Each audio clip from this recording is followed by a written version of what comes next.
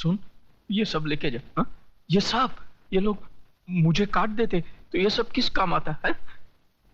ये वहां छोटे छोटे बच्चों को जला, औरतों को काटा, इनके साथ मैंने जिंदगी के 40-40 साल निकाले। ये मेरे सामने बड़े हुए, अभी इनका दुख मेरे से तू लेके जा। हाँ? तू उनका ये पैसे से पूरा बस्ती बसा दे।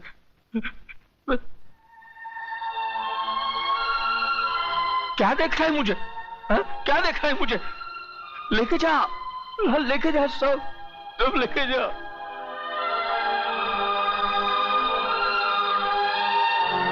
जानता है, इस शहर में सब लोग एक सपना लेकर आए थे। सबको मैंने यहां आसरा दिया था। मैंने नहीं पूछा था कि तू हिंदू है कि मुसलमान। किन दरिंदों ने आग लगाई है, इंसानियत जल के राख हो गई। धनिया, मेरे बचपन में मेरा बाप मर गया। शायद इसलिए बाप बेटे के रिश्ते की मुझे पहचान नहीं थी। चलो, आज वो कमी भी पूरी हो गई। अरे धनिया, तू मेरा बाप है। बाप। मुझे बाप बोला ना तूने? हाँ? तो बड़ा बेटा होने के नाते मुझे एक वचन दे। मैं जिधर भी मरूं ना, मेरी चिता को तू ही आग लगाना। हाँ?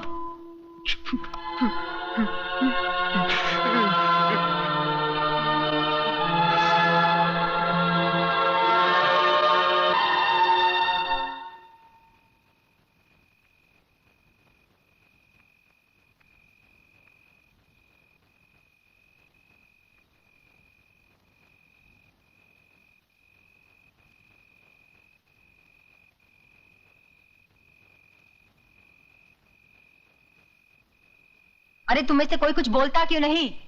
क्या मैं गलत कह रही हूं? क्या तुम्हें मुझ पर यकीन नहीं है? अरे इतने बरसों से मैं इस बस्ती में रह रही हूं। मैंने लड़ाइयां देखी हैं इस बस्ती में, सास बहू की लड़ाइयां देखी हैं, भाई भाई को लड़ते हुए देखा है, बच्चों की बातों में तुम बड़े लोगों को लड़ते हुए देखा है, मगर किसी को धर्म के नाम पर लड़ते हुए नहीं देखा। फिर आज ये हिंदू या मुसलमान, ये हिंदू मुसलमान कहां से आकर खड़ा हो गया?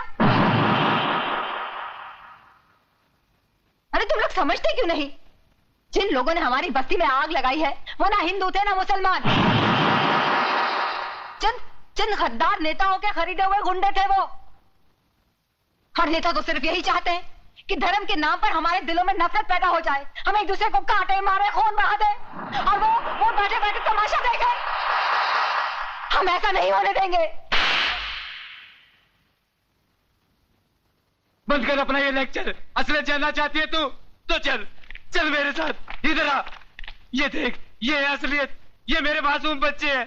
पूछ इनसे किसने मारा मेरी बीवी को, किसने मारा इनकी माँ को।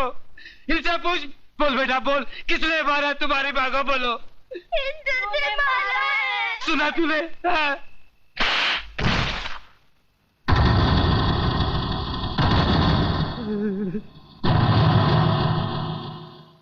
एक बात बता मेरे को, इन मासूमों को हिंदू और मुसलमान के बारे में किसने बताया?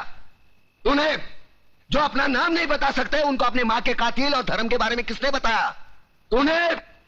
देख इस्माइल, इन मासूमों के दिल में इस बचपन से तू दुश्मनी का बीज बो रहा है। इधर आ, असलियत जानना चाहता है ना? इधर आ।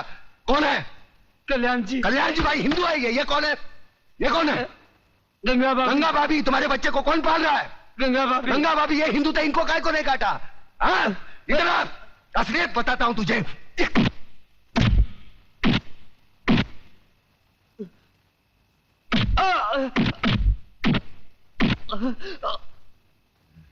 ये ले, ये मुसलमान का खून, ये हिंदू का खून। बता, इसमें मुसलमान का कौन सा, हिंदू का कौन सा? बता। साले बनाने वाले ने इसमें फर्क नहीं किया, तू कौन होता है फर्क करने वाला? ये कलम वाली बाई ठीक कहती है, इसकी कड़वी सच्ची बातें तुम्हारे खोपड़ी में नहीं घुसती। किसने किसको मारा? किसने किसको जलाया? साला कल तक हम एक दूसरे के त्योहार में शरीक होते थे, एक दूसरे के सुख दुख बांटते थे। अपने टकले पे गणपति लेके काय को जाता था? पानी में गणपति बाप्पा मोरिया काय को नाचता था?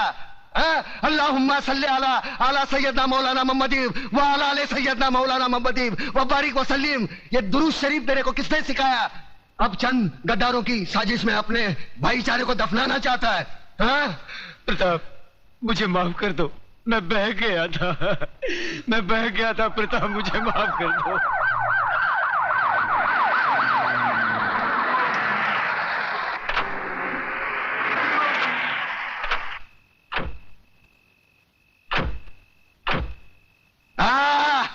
वाह, ये आए हमदर्दी जताने, साथ में टीवी वाले, प्रेस वाले, ताकि कल के अखबार में इनकी तस्वीर पहले पन्ने पे छपी हो। दो बूंद खून का दान करेंगे और अखबार में ऐसा हंगामा मचवाएंगे जैसे गरीबों के लिए इन्होंने अपने खून की नदियां बहाई हो। सारे कुर्सी के लिए अपने बहन बेटी को बेचने वाले जल्लाद लोग है ये। कुछ नहीं, सब ठीक है। तुम्हारे नापाक कदम आगे मत बढ़ाओ, तोड़कर तुम्हारे गले में पहना देंगे। आज तुमने राम और अल्लाह को मारने की कोशिश की है, लेकिन एक बात ध्यान में रखना, हम भले ही ऊपर वाले को अलग अलग नाम से पुकारते हैं, लेकिन हमारा धर्म एक है, मजहब एक है, इंसानियत। तुम जैसे पाखंडी लोग धर्म के नाम पर हम लोगों में नफरत का जहर नहीं फैला सकते। ऐसा बात करता है?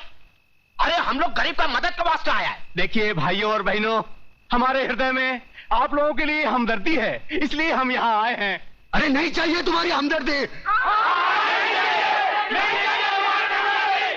क्या गरीब लोग को हमारे खिलाफ भड़काता है? ये नो चल बे, ये नो चल बे। अरे न चल बे की औलाद। अरे देश में, अरे पब्लिक भोग क्या है? भागो इधर से।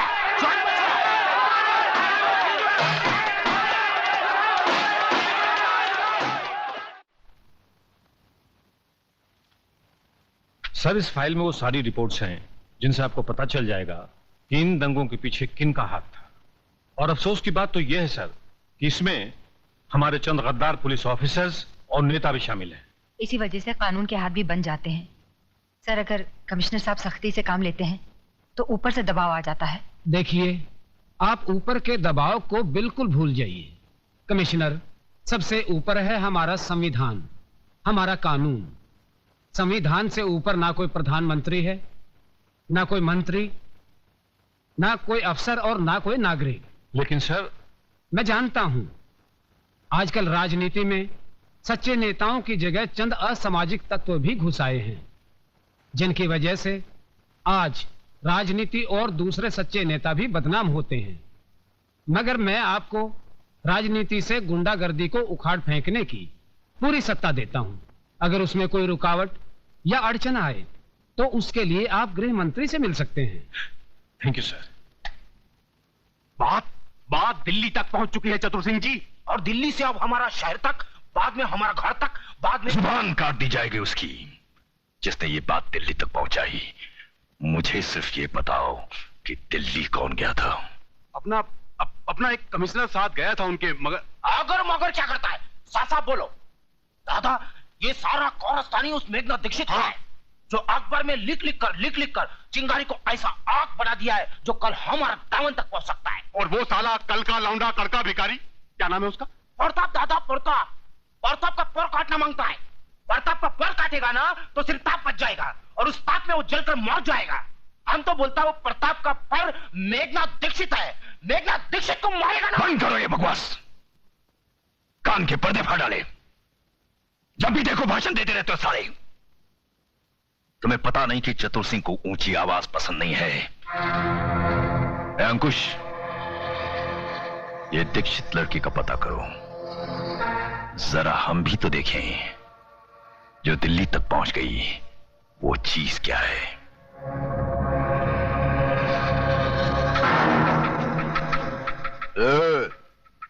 बहुत हो गया तेरा ये नाटक, बंद कर लिखना और सुन मेरी बात।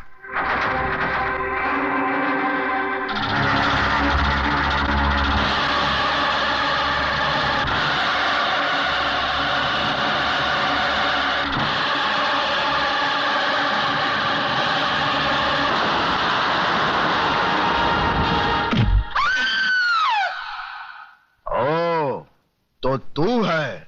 हमने तो सोचा था कि इतना कुछ होने के बाद तो तू शर्म से ही मर जाएगी। लेकिन तू तो रंडी की औलाद, ज्यादा बोलेगा ना तो जबान खींच लूंगा साले।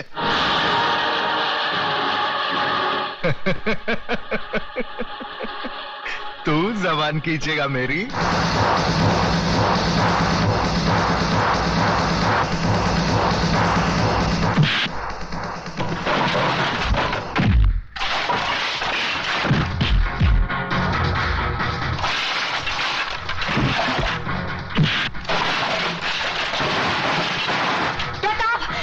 छोड़ दो इन्हें, ये बहुत खतरनाक लोग हैं। प्रताप,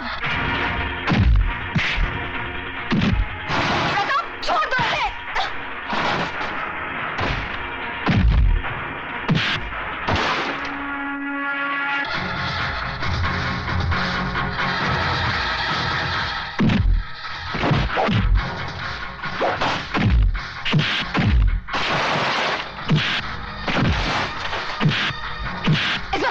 इस भाई समझाओ इसे। प्रताप, प्रताप छोड़ दे प्रताप।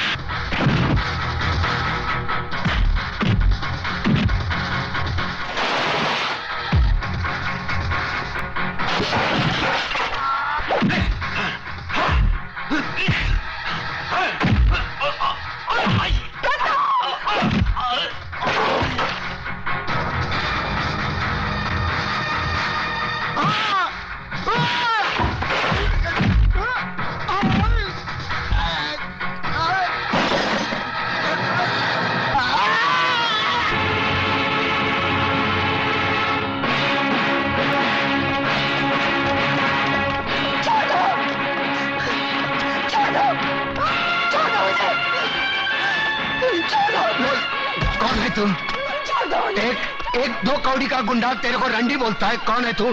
क्या असलियत है तेरी? कौन है तू? कौन है? कौन है? होली, होली, होली। अरे छोड़ दे, छोड़ दे कमीने, मैं कह रहा हूँ छोड़ दे, छोड़ दे बोल रहा हूँ। तुम लोग लड़की को ले जाओ, मैं इसको संभाल लेता हूँ। चल चल।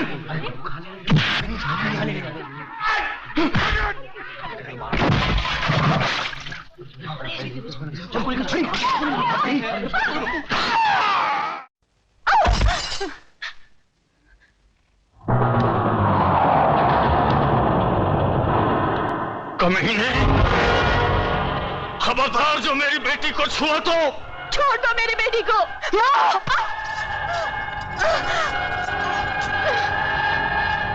बहुत उछलता है ना अपने कलम के जोर पे, हाँ? कुछ भी लिख देता है अपने अखबार में, क्यों? लिखूंगा, जरूर लिखूंगा। अगर जिंदा रहा तो तुझ जैसे गद्दारों के खिलाफ जरूर लिखूंगा। हाँ, लिखना, जरूर लिखना। कल के अखबार में ये नाटक भी लिखना। हराम के, मैं आज तेरी आंखों के सामने तेरी इज्जत की धज्जियां उड़ा दूंगा।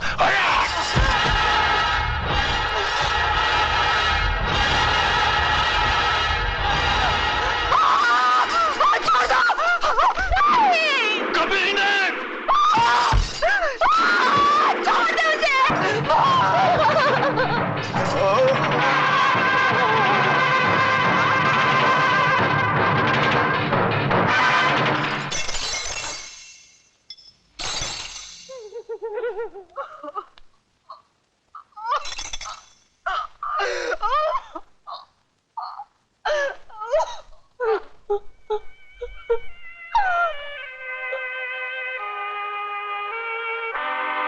हराम के, देख लिया अपनी गलती का नतीजा। नतीजा तो तुझे मैं दिखाऊंगा हरामजादे।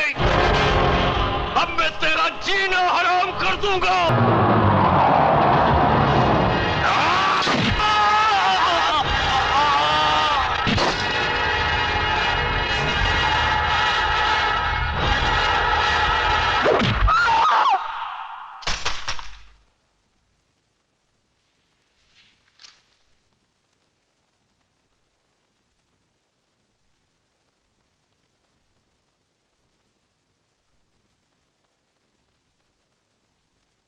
जज साहब, शायद आपको याद होगा, आज से 3 साल पहले ये गोल्ड मेडल आपने एमके गांधी लॉ कॉलेज की first class first student Megha Dikshit को अपने हाथों से पहनाया था।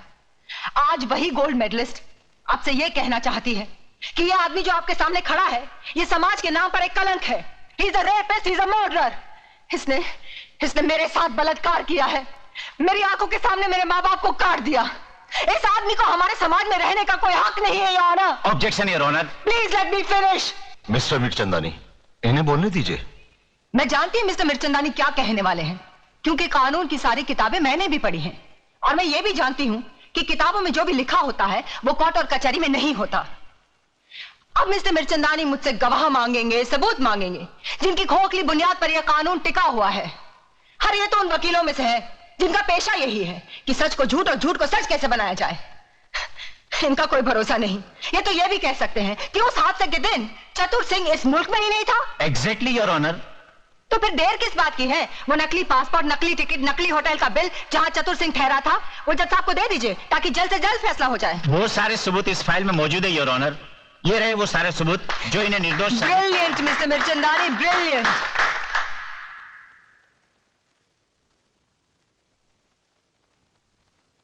मिस मेघा दीक्षित, आखिर आप कहना क्या चाहती हैं? जज साहब, मैं सिर्फ इतना चाहती हूँ कि आप इन झूठे सबूतों का गला घोटकर एक ऐसा सही फैसला सुनाएं जिससे आने वाले कल में चतुर सिंह जैसे भेड़िए पैदा ना हो जो फिर से समाज, कानून, औरतों और बच्चों के साथ खेलने की हिम्मत ना करे।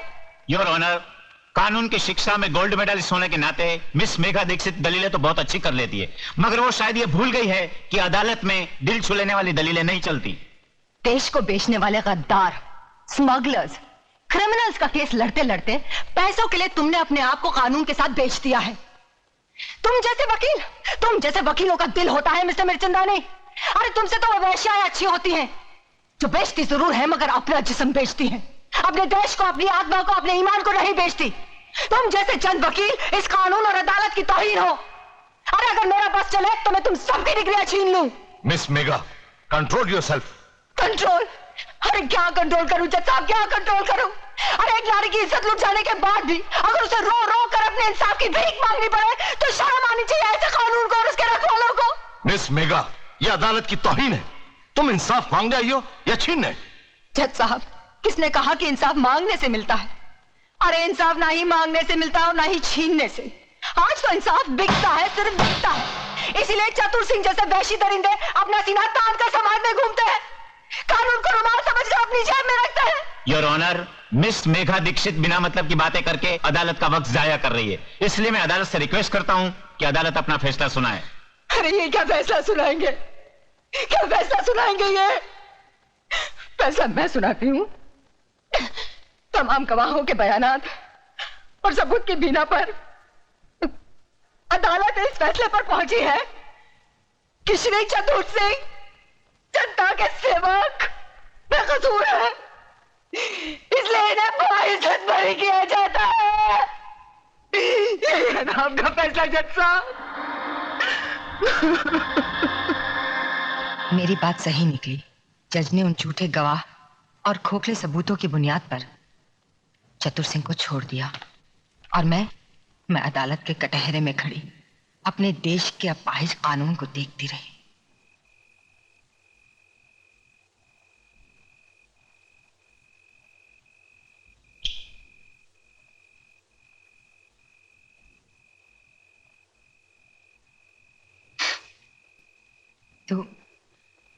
तू भी तो इस बस्ती में अकेला आया था, क्या तेरा अपना कोई नहीं? है ना, माँ है या नहीं मालूम नहीं। और तू?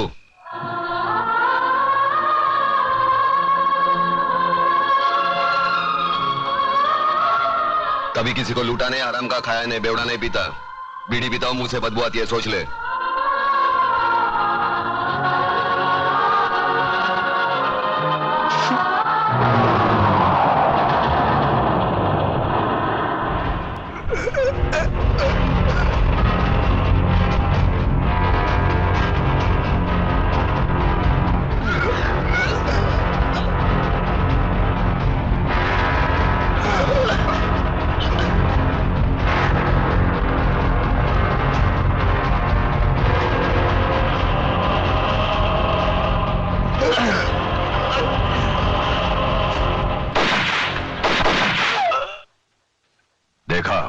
मारे गए ना? मेघा दीक्षित को पार्सल बनाकर लाने वाले थे ये हरामजादे, और खुद पार्सल बनकर चले आए। बशीरा, उस कुत्ते को सबक सिखाने का कोई ऐसा रास्ता ढूंढो कि वो तो क्या, पूरा का पूरा इलाका कांप उठे। लक्ष्मीदास जी, अपने माथे का पसीना पोंछ डालो और मेरी बताई हुई बातों को अपनी खोपड़ी में डालो,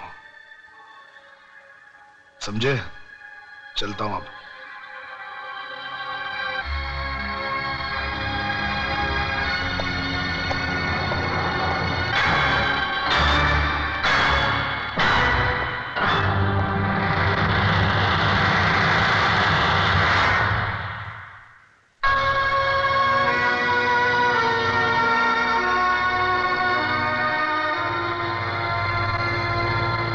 क्या बात है बापू, कौन था वो आदमी?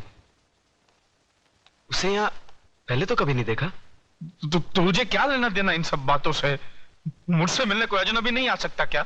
आ सकता है बापू, क्यों नहीं आ सकता? मगर उससे मिलने के बाद आप पसीने में तरबतर क्यों हो गए? सच बताओ बापू, बात क्या है? कोई बात नहीं है, चिंता की कोई बात नहीं है इसमें। आपकी लड़खड़ाती जबान ये बता रही है मुझसे कुछ छुपा रहे हैं। बापू, अगर आपने सच नहीं कहा ना, आपको अपनी इकलौते बेटी की कसम है। कोई बात किसने कहा तू मेरा इकलौता बेटा है? 2 बेटे हैं मेरे, छोटा तू है और बड़ा प्रताप है। धनिया, सच बता, क्या बात है? तेरे एक नहीं 2 बेटे जिंदा है, बता बात क्या है? नहीं, वो तो है ना, वो तो है ना, कोई बात नहीं है, कोई बात नहीं है। क्या होता है, वो 2 चीज है जो इंसान को अंधा बना देती है, जमीन और जायदाद। इसने योगराज की बेटी से प्यार किया और हम दोनों बापों ने मिलकर उसका धंधा कर डाला। धंधा, अच्छी लड़की है ना, लड़की अच्छी है। और योगराज, वो तो साला बहुत बड़ा खिलाड़ी आदमी है और मैं सीधा साधा व्यापारी। उसके खेल में मैं फंस गया हूं। अब इस खेल में या तो मेरी बस्ती जाएगी या मेरी जिंदगी जाएगी। नहीं बापू, हमारे हो तो आपको कुछ नहीं होगा। कौन है वो लोग, नाम बता। अरे बेटा, उन लोगों की ताकत का तुझे अंदाजा नहीं है। सारा शहर उनके सामने सर झुका के चलता है, वो अपनी हैसियत नहीं है। अरे हैसियत की बात छोड़, तू पहले मुझे उनका नाम पता बता दे। बताऊंगा, बाद में बताऊंगा। तू जाके चाय बोल, पहले जाके चाय बोल, जा। प्रताप, मुझे लगता है असली बात बापू गोल कर गए। मैं ये बात कभी नहीं मान सकती अतुल। मैं अपने डैडी को अच्छी तरह जानती हूँ। वो मेरी खुशियों के लिए ऐसा कभी नहीं कर सकते। और फिर धन दौलत की हमें क्या कमी है? ममता, अगर तुम अपने डैडी को अच्छी तरह जानती हो तो मैं भी अपने बापू को अच्छी तरह जानता हूँ। वो आदमी जिंदगी में कभी झूठ नहीं बोलेगा। मुझे तो डर है कहीं अपने प्यार को। हमारे प्यार को कुछ नहीं हो सकता अतुल, कुछ नहीं। और एक बात मेरी भी सुन लो, अगर मेरे डैडी ने हमारे प्यार का सौदा किया है तो मैं अपने प्यार के लिए सब कुछ छोड़ सकती हूँ और सब कुछ